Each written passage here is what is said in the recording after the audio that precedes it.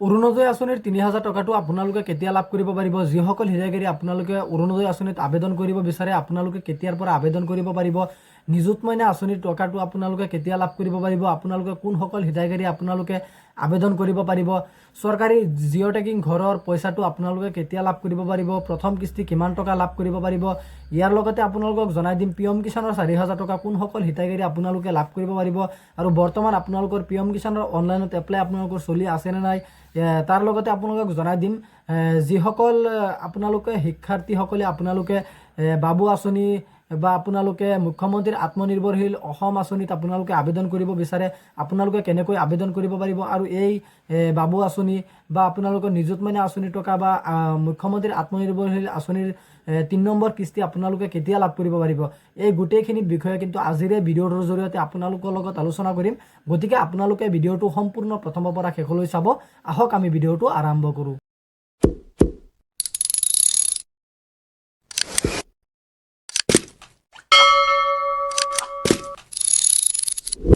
প্ৰথমতে আমি অৰুণোদয় আঁচনিৰ বিষয়ে আপোনালোকৰ লগত আলোচনা কৰিম অৰুণোদয় আঁচনিৰ যিটো ১২৫০ টকা আপোনালোকে আগতে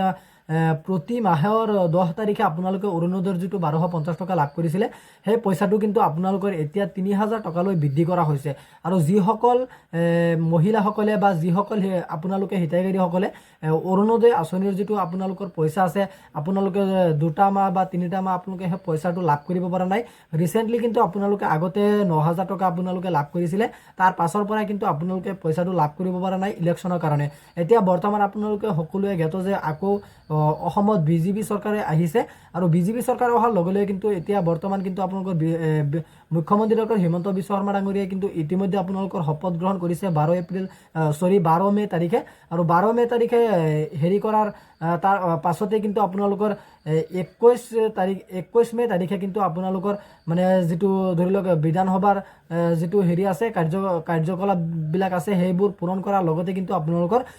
কেতিয়া কোন আঁচনিৰ পইচা দিব বা কেতিয়া কোনটো এপ্লাই কৰা আৰম্ভ হ'ব গোটেইখিনি কিন্তু আপোনালোকে গম পাই যাব গতিকে এতিয়ালৈকে কিন্তু চৰকাৰৰ তৰফৰ পৰা অৰুণোদয় আঁচনিৰ যিটো ৩০০০ টকা আছে সেই পইচাটো কেতিয়া ৰিলিজ দিব বা কেতিয়ালৈ আপোনালোকৰ বেংকৰ একাউণ্টত দিব সেইটো কিন্তু এতিয়ালৈকে জনোৱা নাই এনেকুৱাও হ'ব পাৰে যদি এতিয়া মানে সেই পইচাটো নিদিয়ে চৰকাৰে এনেকুৱা ঠিক আছে যে আপোনালোকক ক'ব যে ২ মাহ বা ৩ মাহ পিছত আমি অৰুণোদয় আঁচনিৰ যিটো পইচা আছে সেই পইচাটো আমি দিয়া ষ্টাৰ্ট কৰিম আপোনালোকে ২ মাহ ৩ মাহ আপোনালোকে থমকি ৰ'ব লাগিব গতিকে আপোনালোকে চাগে নিশ্চয় গমেই পাইছে যে অৰুণোদয় আঁচনিৰ যিটো পইচা আছে পইচাটো আপোনালোকে কেতিয়া লাভ কৰিব পাৰিব এতিয়া আপোনালোকৰ লগত আলোচনা কৰিম নিযুত মইনা আঁচনি যিটো আপোনালোকৰ ২৫০০ টকা অৰ্থাৎ ২৫০০ টকাকৈ আপোনালোকে লাভ কৰিব পাৰিছিলে যিসকল শিক্ষাৰ্থীসকলে আপোনালোকে এতিয়া বৰ্তমান কিন্তু আপোনালোকৰ নিযুত মইনা আঁচনিৰ কিন্তু আপোনালোকৰ আবেদন প্ৰক্ৰিয়াটো আপোনালোকৰ ২০ মে তাৰিখৰ পৰা আপোনালোকৰ খুব সম্ভৱতঃ আৰম্ভ হ'ব পাৰে আপোনালোক যিসকল ইচ্ছুক হিতাধিকাৰী আছে আপোনালোকে অতি শীঘ্ৰে আপোনালোকৰ বেংকৰ একাউণ্ট বা আপোনালোকৰ আপোনালোকৰ বেংকৰ একাউণ্ট আধাৰ কাৰ্ড পেন কাৰ্ড এইবোৰতো আপোনালোকৰ আছে তাৰপিছত আপোনালোকৰ মানে যিটো কোৱালিফিকেশ্যনৰ আপোনালোকৰ ধৰি লওক আপোনালোকে কিমান শ্ৰেণীলৈ পঢ়িছে সেইটো গ্ৰেজুৱেশ্যন পাছ কৰিছে নে মেট্ৰিক পাছ কৰিছে নে SSLC HS পাছ কৰিছে আপোনালোকৰ কিন্তু যিকোনো এখন ডকুমেণ্টছ আপোনালোকৰ লাগিব আৰু লগতে কিন্তু আপোনালোকৰ বেংকৰ একাউণ্টটো আপোনালোকৰ আধাৰ কাৰ্ডৰ লগত আপোনালোকে DVD লিংকটো কৰাই ল'ব ইয়াৰ লগতে আপোনালোকক জনাই দিম ৩ নম্বৰত যে আপোনালোকে যিসকল হিতাধিকাৰী আপোনালোকে পিএম কিষাণৰ হিতাধিকাৰী হয় তো আপোনালোকে যদি এতিয়াও ফাৰ্মাৰ ৰেজিষ্ট্ৰেশ্যন ID কাৰ্ডখন আপোনালোকে বনোৱা নাই আপোনালোকে কিন্তু সোনকালে বনাই ল'ব পাৰিব যিসকল আপোনালোকে পিএম কিষাণৰ হিতাধিকাৰী হয় যদি আপোনালোকে ফাৰ্মাৰ ৰেজিষ্ট্ৰেশ্যন ID কাৰ্ডখন আপোনালোকে বনাইছে তেনেকুৱা ক্ষেত্ৰত কিন্তু আপোনালোকে পাৰ্মানেণ্টলি যিটো এইটো কেন্দ্ৰীয় চৰকাৰৰ তৰফৰ পৰা এই পইচাটো আপোনালোকক দিয়া হয় এইটো অসম চৰকাৰৰ আঁচনি নহয় কেন্দ্ৰীয় চৰকাৰৰ তৰফৰ পৰা আপোনালোকে পিএম কিষাণৰ যিটো ২০০০ টকা আছে সেই ২০০০ টকাটো আপোনালোকক দিব বুলি কৈছিলে গতিকে আপোনালোকে অতি সোনকালে কিন্তু পিএম কিষাণৰ যিটো ২০০০ টকা আছে সেই পইচাটো কিন্তু আপোনালোকে লাভ কৰিবলৈ সক্ষম হ'ব এতিয়া ৪ নম্বৰত আপোনালোকক জনাই দিম যে আপোনালোকে যিসকল শিক্ষাৰ্থীসকলে আপোনালোকে মুখ্যমন্ত্ৰীৰ আত্মনিৰ্ভৰশীল অসম আঁচনিত আপোনালোকে আবেদন কৰিব বিচাৰে তো আপোনালোকে কিন্তু আপোনালোকৰ আধাৰ কাৰ্ড বেংক পাছবুক আপোনালোকৰ পাছপোৰ্ট সাইজ ফটো তাৰপিছত আপোনালোকৰ যদি আপোনালোকে ST বা HC হয় তেনেকুৱা কিন্তু আপোনালোকে মেট্ৰিক পাছটো আপোনালোকৰ কৰি দিব লাগিব আৰু যদি আপোনালোকৰ গ্ৰেজুৱেশ্যন কমপ্লিট আছে তাৰ বাহিৰে আপোনালোকৰ আৰু মানে কোৱালিফিকেশ্যন আপোনালোকৰ নালাগে আপোনালোকে যিমানখিনি লৈ অৰ্থাৎ আপোনালোকে মিনিমাম মেট্ৰিক পাছ থকা হ'ব লাগিব তাৰপিছতে কিন্তু আপোনালোকে মুখ্যমন্ত্ৰীৰ আত্মনিৰ্ভৰশীল অসম আঁচনিত আপোনালোকে আবেদন কৰিব পাৰিব এতিয়া আপোনালোকক জনাই দিম যে জীৱন প্ৰেৰণা আঁচনি যিটো আছে জীৱন প্ৰেৰণা আঁচনিৰ সেই পইচাটো কিন্তু আপোনালোকে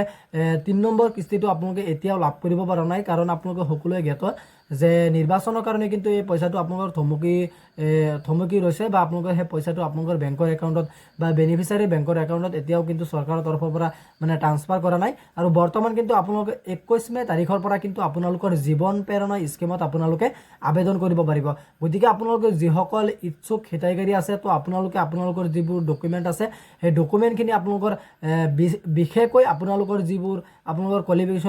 কোৱালিফিকেশ্যন আছে, বা আপোনালোকে মেট্ৰিক পাছ কৰিছে বা HS পাছ কৰিছে বা গ্ৰেজুৱেশ্যন আপোনালোকে কমপ্লিট কৰিছে, আপোনালোকে সেই মানে কাগজ পত্ৰখিনি আপোনালোকে ভালদৰে ৰাখিব। লগতে আপোনালোকৰ বেংকৰ একাউণ্টটো সদায় আপোনালোকৰ আধাৰ কাৰ্ডৰ লগত DVD লিংকটো কৰাই ল'ব। ইয়াৰ লগতে আপোনালোকৰ মানে যিবোৰ আপোনাৰ যিটো নেম আছে সেই নেমখন আপোনাৰ বেংকৰ একাউণ্টত বা আপোনাৰ আধাৰ কাৰ্ডৰ লগত মেচ আছে নে নাই আপোনালোকে সেইটো চাব। আৰু আপোনালোকৰ বেংকৰ একাউণ্টৰ যিটো মোবাইল নম্বৰ থাকিব সেই মোবাইল নম্বৰটো আপোনালোকে আধাৰ কাৰ্ডৰ লগত আধাৰ কাৰ্ডৰ লগত আপোনালোকে লিংক কৰাই ল'ব। তেতিয়াহে আপোনালোকৰ চৰকাৰৰ যিটো পইচা আছে সেই পইচাটো কিন্তু আপোনালোকৰ ফটকে আপোনালোকৰ বেংকৰ একাউণ্টত আহি যায়। এতিয়া আপোনালোকৰ লগত আলোচনা কৰিম যে জিঅ' টেগ কৰা হিতাধিকাৰীসকলৰ বাবে ভাল খবৰ। যিসকল হিতাধিকাৰী আপোনালোকে জিঅ' টেগ কৰিছিলে, তো আপোনালোকে কিন্তু 13 লাখ হিতাধিকাৰীসকলে যিসকলে আপোনালোকে 2025 চনৰ মাৰ্চ মাহত আপোনালোকে জিঅ' টেগিং সম্পন্ন কৰিছিলে, লগতে আপোনালোকে EKYC সম্পন্ন কৰিছিলে, আৰু সেইসকল হিতাধিকাৰীয়ে কিন্তু আপোনালোকৰ ভেৰিফিকেশ্যন লিষ্টখন আপোনালোকৰ অতি শীঘ্ৰে প্ৰকাশ পাব। আৰু ভেৰিফিকেশ্যন লিষ্টখন আপোনালোকৰ প্ৰকাশ পোৱাৰ লগে লগে কিন্তু আপোনালোকে 13 লাখ হিতাধিকাৰীসকলে আপোনালোকে